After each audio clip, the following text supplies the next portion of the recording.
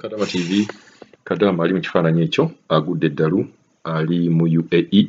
Katusooke tulabe ka vidiyo ke akalaga nti nno yagudde eddalu. Naye omuntu yenna amumanyi osobola okubeera nga tukontakitinga. Katusooke tulabe Kadama ono.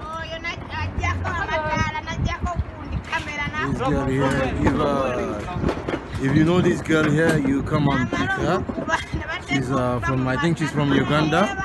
She's in Charger and California. Then now she's she's out of her senses.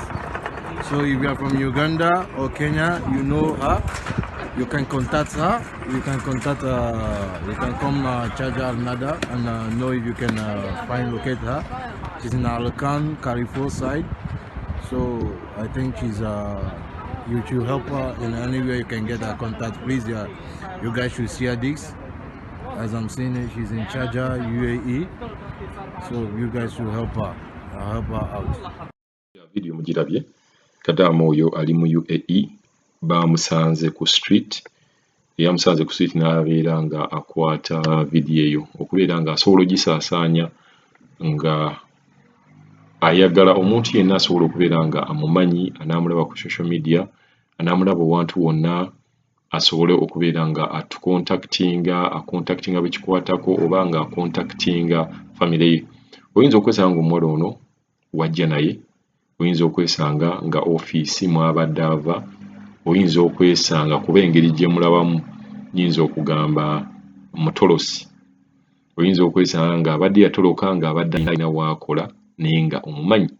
Ekifaananyi kansuubire kiri clear, yeetaaga buyambi, yagudde eddalu ate nga tannabeera nga agibwawo kuba mu nsi nga zino waalisuubidde nti omuntu ng'omuguwa eddalu ng'ono atabuse omutwe baali badde bamugya ku street.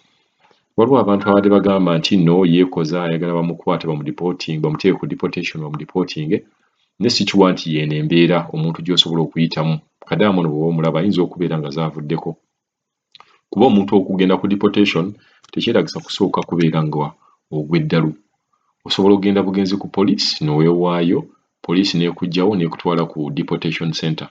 So omuntu yenna amanyi omuwala oyo nga bwe mumulaba awo mu kifaananyi ne mu vidiyo mulabi, yeetaaga obuyambi, yeetaaga okubeera nga famire ye emanyisibwa.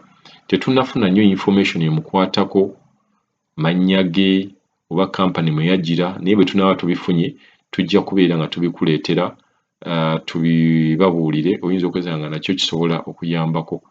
N'ennyambala yennyini gy'ayambadde mukiraba nga embeera si nnungi, tali mu ngatto. Omukazi wattu ayinza okuba tafuna na kyakulya, okwebaka. So katusabe omuntu yenna amanyi ebimukwatako abeere nga akontakitinga gwe kikwatako, oba tukontakitinga wano Kadama TV tubeere nga tusobola okupassinga on information ku bantu bekikwatako. Katuddemu tulabeka vidiyo ka Kadama ono.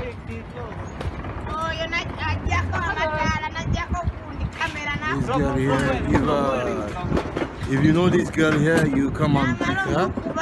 She's from, I think she's from Uganda. She's in Charger and California. Then now she's she's out of her senses. So if you are from Uganda or Kenya, you know her. You can contact her. You can contact you can come Charger Nada and know if you can locate her. She's in Alakan, California side.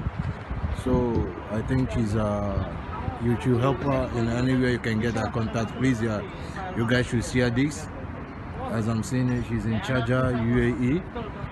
So you guys should help her out.